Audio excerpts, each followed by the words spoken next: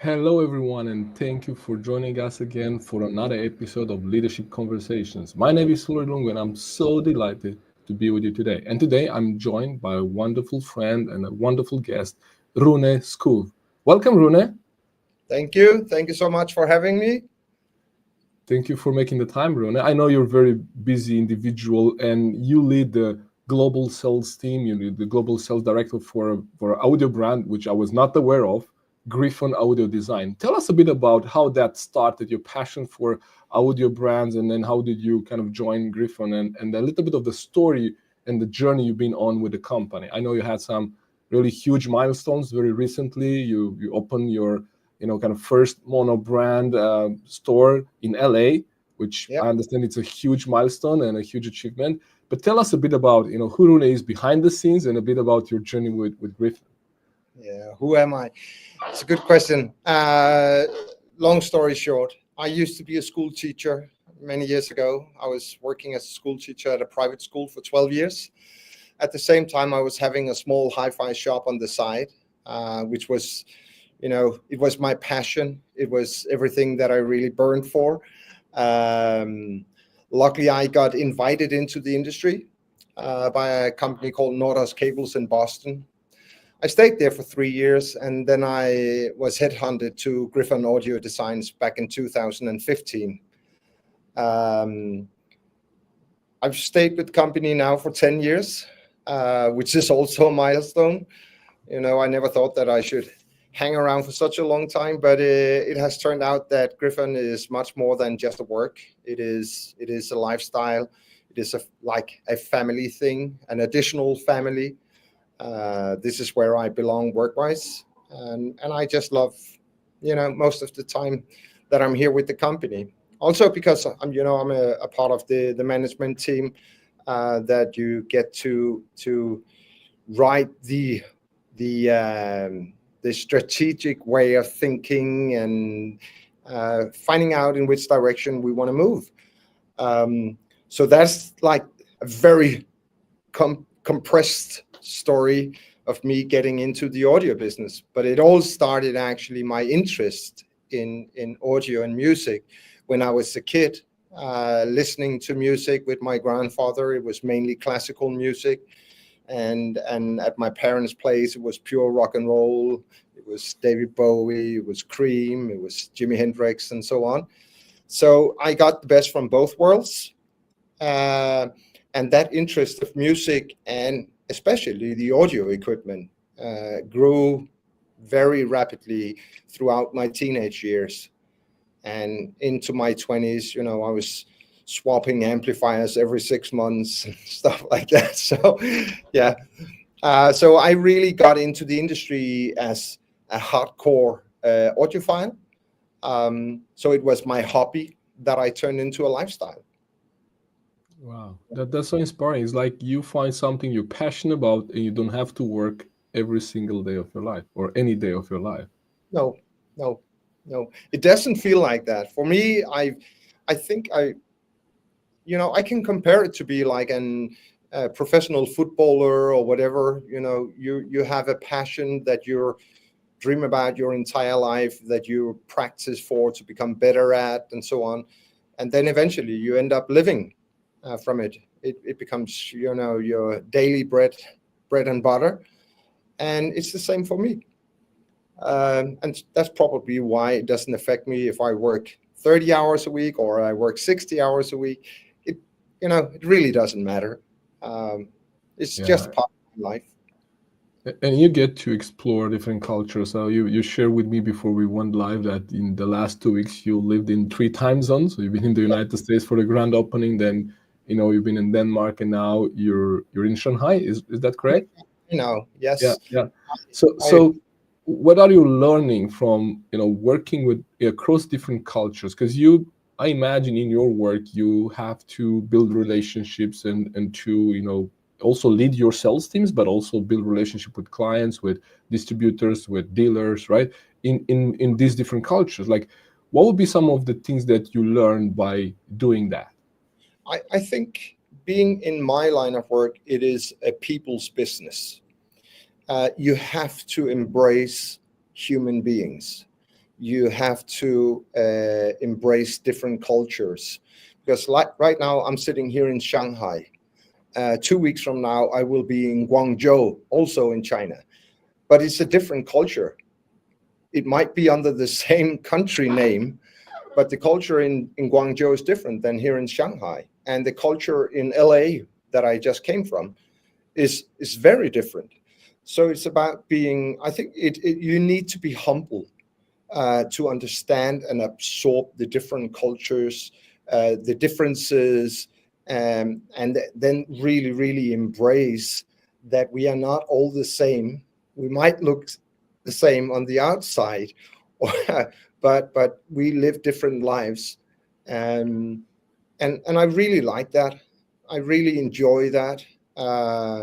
You have to be able to sort of adjust to different places, and then getting to know just a tiny bit about each and every country that you step into, because of course you want to act polite, and you want to apply by the playbook whatever country you might visit. Of course you will maintain your own personality and stay, your integrity, stay true to yourself and be who you are. But you also have to figure out how to navigate in the different environments and different countries. And especially when you're out there, and in my case, that I'm so fortunate that quite often I get to meet end consumers, which is a big deal for me. It is very, very good, because being, the Gryphon owners, we call them Gryphonistas. Yeah. They buy into the brand with their heart and soul, and they're proud of being part of this sort of community, or we give them a family feeling that they are part of something bigger than just buying, another audio product. It's much more than that. Wow. How do you create that family feeling or across so many different cultures? Like, what are some tips for us, the people that maybe have teams that are globally, or the people that are watching here and they're expanding right now or maybe they're not very, let's say, accustomed to have different cultures on their team, or maybe to have teams globally? What's your strategy to switch from the US mindset to the Danish, to then now the Chinese, and to because you really have to switch, because the way you meet people, the way you interact with people, it is a different thing. Absolutely. There might also be different levels of societies, if we are allowed to say so. But what I think is important is that you enter a country, or you enter a shop or whatever, being very, very open-minded, with open arms, that you are ready to take in this new culture, and that you don't force your own culture onto them, but you are actually saying, okay, I'm actually a guest right now in Shanghai. I apply with their rules. I apply with their way of communicating with each other. What are their customs, and so on. That's very, very important to me. And I think if you show the world that you are humble enough and not too big-headed, that you can actually step into a certain environment, it doesn't matter where you are, but that you can interact with people from different cultural layers and so on. I think you are being welcomed, with open arms, that they actually appreciate that you want to step into that culture and interact in a very open-minded way. Because it is different. Like we talked about in the beginning, when I was in LA and we opened our monobrand store there, the clientele is very different from the people that I'm sitting here in Shanghai with today. They got different, careers, and they are in different segments, and they might have a different lifestyle than people they have here in Shanghai.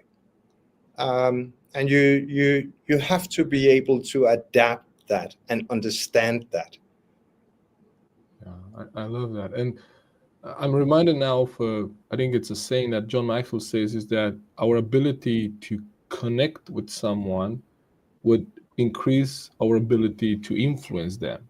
Yeah. So what you're sharing with me is like the way you connect with people in different cultures is you, first of all, are humble and you don't try to impose anything on them. Secondly, you must do some of your homework. Like you want to understand what are the customs, Yes. in Shanghai, what are the customs in LA? Absolutely. Right? Absolutely. And all try that, to all that started years ago for me, when I was working with Nordas Cables, and when I was visiting countries for the very first time that I've never been to. Everything was very new to me. So I was reading about the countries and the customs and their religions and so on, just to have a little bit of background, to have a foundation to stand on when you're there. Otherwise, it's like being out there on open sea, and you don't know how to do. So that's very important for me, being able to do that. But one thing that I've learned is that everyone loves if you just give a tiny bit of yourself. And that's why a job like mine can be very tough, and that you need to refuel once in a while, because I always have to give a small piece of myself when going out there in the world, representing the brand, talking to people, because you have to personalize it. You're not just selling hot air or whatever. We are selling something very, very unique, because we are selling music experiences, audio experiences. We are selling dreams, desires, and that's why you need to make it a personal thing. And of course, that can be tough once in a while, because you have to share a bit about yourself. Yeah, people want to know the person behind the brand as well. So that's the whole thing. You don't buy into something like Gryphon if you don't know exactly what you're buying into. That's important. So this seems to be like a very good leadership lesson as well to apply, because it's very obvious now, you working across culture, that you have to adapt to the culture, but we sometimes forget about that the first degree of diversity, if you like, it's within a team. You have different personalities on the team. So even though maybe you say, well, we are all Danes or we are all Romanians, whatever, but you still have different people with different needs. So what you're sharing, you adapting to something that is obvious, like the culture and the clientele and the people that you're talking to, could be easily and should be applied actually in any leadership setup where you can adapt. You cannot just have a one. This is my take. Today, you have AI that brings you kind of the basic, if you like, of the leadership conversations or the leadership task you have to do. With AI, you bring them to a minimum, but that minimum, it's cookie cutter.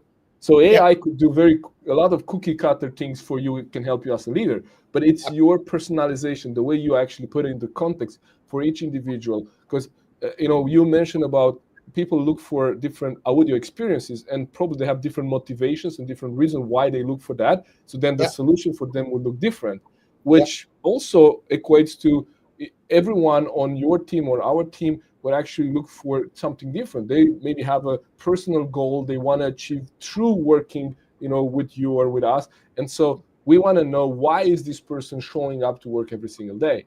Is it the passion for the brand? Is it the passion for what they do? Is it that they want to maybe finance their children going to school? They want to buy a new house. They want to go on a vacation. So all that makes it very personal. Yeah, I remember, Florian, a couple of years ago, you and I actually talked about this thing because I was wondering why people, they went to work.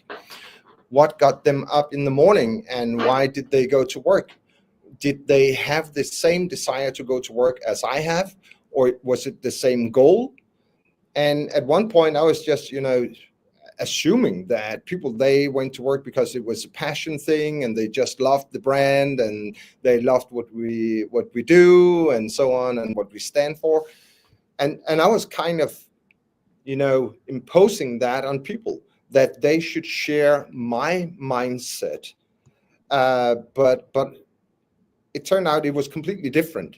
It was also my way of communicating with people. So despite the fact that I've been a teacher for 12 years and not really dealing with that level of, you treat every child differently to treat them the same way, so to speak, or to give them the same possibilities and options in the life. But my way of communicating with my colleagues and coworkers at Gryphon was not always the best way of communicating, because the way that my personality is that, I'm very fast, I'm a fast thinker, and then boom, then I'm on to the next thing. I'm not too detail orientated. I leave that to others. But when I was communicating with people, for instance, in the service department or in the R&D department, they have a completely different mindset and a different personality. And it was just like we were colliding because I was not responding. And actually, in hindsight, I could see that I was actually not being that polite, because I was not taking the time for people to tell their story or give that level of information that they actually want to share with me, because I just needed, a tiny piece of information, and that was enough for me. And then I was on to the next project. And it was actually something that you taught me. I remember that, Rune, please think about how you communicate. Maybe you should look at the way that you communicate with those, colleagues. And then I actually made some real tasks, and and I was making questionnaires to my coworkers, and finding out where are they and who are they and how should we communicate. And that was, and it sounds like that it is something that we should all do, from the very beginning when we start meeting with people, and especially people that you've been working with for ages. And I just kept on being frustrated about it until I learned a bit more about myself. Then it was a lot easier to open up and finding out about my coworkers and actually finding a style of communicating. So it was not the same with everyone, but it varies from person to person. Yeah, I love that. And that's the reason why I love using communication assessments with teams, the ones that you experience as well, because it kind of puts some words on our style, and we can see clearly if people have different expectations and different styles. But it also reminds me of a thing that it's very easy for us to assume that people are as passionate as we are about a business and about work, and that people are motivated by the same things we are motivated by. In working with, for example, sales team, many times there is a target, and so we kind of motivate people with reaching a certain target. But we have found that certain personality styles do not thrive in an environment that always stretches them. That's something that works for you. I mean, I can see you there. That's your lifestyle, but it's not everyone's lifestyle. So we want to understand, is this motivation strategy works for other people or not? So what sharing is like, you become aware of maybe what motivates me is not what motivates them, and then for them might be more important that they share the entire story, and I might need to slow down a bit to connect with them where they are. Like what you're doing with the clients and with the dealers, with the partners, that you say, well, Florian, I cannot go there and impose, the Danish way. I need to go there humble and meet them where they are. Yeah. And the same is true for our teams. Absolutely. I couldn't agree more. I couldn't agree more. I've learned my lesson. And yes, I'm very passionate about what I do. I know my colleagues, they're very passionate about what they do, but it's in a different way. And because we got different goals or different KPIs that we're working from, I might go, I have a target that I want to reach, or, a specific turnover or specific profit, or I want to see significant growth in an area, or is it monetary growth, or is it growth of the actual brand awareness and so on. So there are so many factors where my passion lies, but my colleagues, the guys in the R&D department, they might not have the same KPIs as I do. Yeah, they probably want to create the best product, which Exactly. is going to help you, but Yes. it's sometimes best product comes at the expense of fastest delivery. Yeah. And so Yeah. then you have colliding goals. Yeah. But let's talk a bit about what do you think kind of leadership looks like today? Like, you are exposed to so many different cultures, you see things that other people don't see, you have insights probably that we don't have yet. So when you think about leadership today, what would be one or two words that would define leadership for you? For me, it is definitely, as a leader, you have to show vulnerability. You have to show that you are human and not a machine. You have to share bits and pieces about yourself. Otherwise, you cannot expect that either your co-workers or your business partners out there in the field, that they will actually share who they are and what are their needs, and how can we connect in an even better way. So you have to show who you are.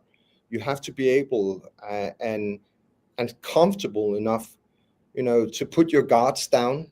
And I think that's important, that you can actually accept that you are not always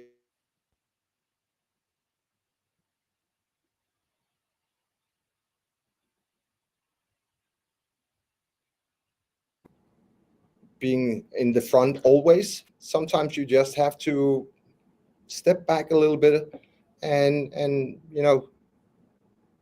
it's for me, it is a very natural thing. I also think that being a leader, I don't think you are a proper leader if you don't create or have the ability to create followers. I think that's very, very important, that people, they actually share or are willing to adapt and share your vision or your goals or your values, either it's company values or personal values, that there need to be something in common if we want to be successful. That's definitely how I see it today. I see that being a leader is it is a lot more democracy today than a dictatorship.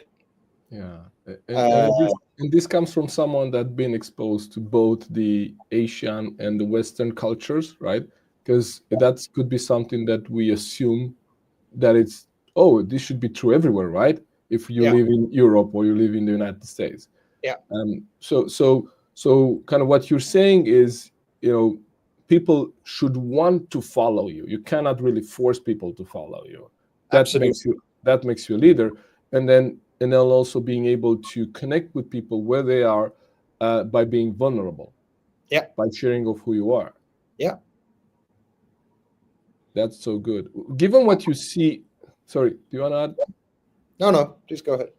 No, I was thinking now, what should leaders pay more attention to? Like, you now maybe see both sides of the, let's say, of the world right now. Okay, you know, we don't want to go into any kind of sensitive or political topics, but on people's minds there are some kind of dynamics that are happening right now, like geopolitical dynamics. Okay, and you see some of these things from both sides. Okay, so Absolutely. without going into that topic, but what would leaders should pay more attention to? Like, what would leaders should focus more on based on what you see in your experience about the world? What I think that we as leaders should pay even more attention to, and that we should acknowledge, but also something that we can teach the world or the people that we meet, is that we need to unite even more than we used to. The world has been going through this period where we have been globalization everywhere, and a lot of that, and that sort of went away for a while, the last couple of years. But we need to unite even more, because actually the world is small, and it's easy going from one country to another country. We just jump on a plane and we are there in a split second. And if we decide to unite even more, if we decide to embrace each other's thinkings and understanding what is going on, why do you have this way of thinking? Why do you have this way of seeing political issues, and or whatever, that we are being open-minded for that, it becomes a lot easier. But we need, is it unify, or I don't know how to put it, but I think that's important, that we understand that, yeah, it's one human race or one nation, and we just have to accept that. I really appreciate that. I'm so fortunate that I get to work with, be together with, having dinner with, conversations and so on, with people for plus 40 cultures every year, and that's a blessing. But it also keeps me humble. I truly believe that. And then I think you're spot on. What leaders need to do is to build bridges rather than divide people, because it's Yes. very easy to blame someone else. It's very easy to talk about someone else in a not very productive way. And I see this all the times in organizations when they wonder why people are not collaborating. Well, I mean, we don't have time for that right now, but kind of my experience in a new company was that someone was walking with me around, kind of onboarding me, and then he was presenting me the different departments. He would say, this is the sales department, this is the IT department, this is the HR department. Oh, we don't talk to these people. So he was kind of telling me already about the people that we should talk to or not talk to, and then Yeah. that was kind of my first impression. And then all of a sudden I just took whatever that person told me, that this is kind of the rule. And so leaders are the one that should actually build the bridges. So then we don't have that kind of silos inside the organization or across cultures. So I think that is spot on. So let me ask you one last question, and that's kind of it. So what was the best leadership advice you ever got, and how did that help you? Yeah, it's a very good question. And I've been thinking a lot about it. You sent me the question up front, to make me think a bit about it, because I think I met so many good leadership advices over the last 5, 6, 7, 8 years, that has been really, really interesting. But it's probably not even like a leadership advice, but it's more like a way of seeing life, or a way of seeing things. And it was a quote that I saw on LinkedIn. not long ago, and it was from a Portuguese architect, where someone was talking about shaping new buildings, shaping new rooms, shaping new communities, or redefining something. And what he said was, to think outside the box, first you have to break it and then reshape it. And for me, that was kind of, yeah, of course, we still work with the same Lego bricks. And if it doesn't work the way that we have been building things with those bricks, then tear it down, create a new picture, but it's still with the same bricks. And that for me has been, kind of an eye-opener. And it helps me every time, I put my head against the wall, and I can see, clearly, just say, if I need to think outside the box, because it's such a cliche and it's so easy to say, oh, we just need to think outside the box. But if we don't know what it is, but at least we have a foundation where we can build on with all our knowledge, all our experiences and so on, then we might be able to put those bricks together in a new form that will make sense for, it can be people outside the company, or it can be people within the company, or it can make sense for the whole community. So that's something that I really have adopted and that I'm trying to live from.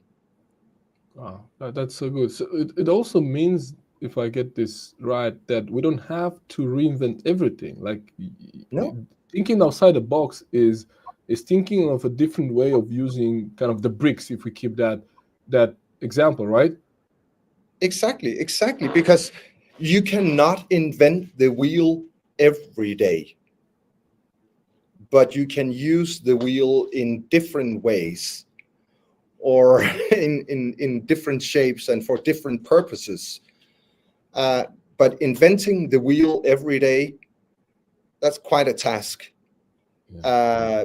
So that's why I say, for me, it's so good, that you just break it down and then you just reshape it. You create something new with everything you already know about. And one of the things that ties perfectly into this is, okay, you cannot reinvent, or you should not reinvent the wheel every single day, but you can improve the wheel every single day. Exactly. And one principle I'm learning recently from someone I follow is that they have these, they call it the 1%, the 1%. So they always, they don't look for like giant leaps of progress. They're looking for just 1% better, 1% better, 1% better. So if you only focus the 1%, that makes it much more tangible. And okay, I cannot improve sales by 10% or brand awareness, but I can by 1. And I just need to do that multiple times to get to the 10. I think, look at an organization or life as an F1 team. This weekend, they are racing somewhere. Next weekend or 2 weeks from now, they will be somewhere else. The car will be slightly different. It will handle in a different way. They are trying to optimize performance constantly. We can do that about ourselves, optimizing our way of working, optimizing our way of living, changing it from place to place. In my case, then I'm in China, then I'm in US, then I'm in France. I have to change my way of living, but still maintaining my integrity and being true to myself. So that's where you can do the optimization constantly. Yeah, absolutely. This is so good. So stay true to your stay true to your values, but then adapt, be mindful of the person or the culture or the people that you're talking to, and be respectful of their customs and way of life. Absolutely. This was so good, Rune. You know, it was a pleasure having you. Thank you so much for giving your time, especially that you are now in Shanghai and probably with the busy schedule with all the things you have going around. For everyone watching, thank you so much for tuning in today. You should really look into Gryphon Audio Design. It's something that I was not aware of. It's a pride that we have such a brand here in Europe, and we probably need to know more about, and more people need to know about it. So look into it.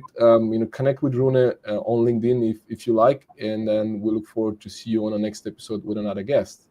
Thank you so much, Rune. Thank you for having me. It was an honor. Really enjoyed it. A nice break here in my busy life in Shanghai. So it was really, really nice. And it's great always connecting with you. Thank you. My pleasure, Rune.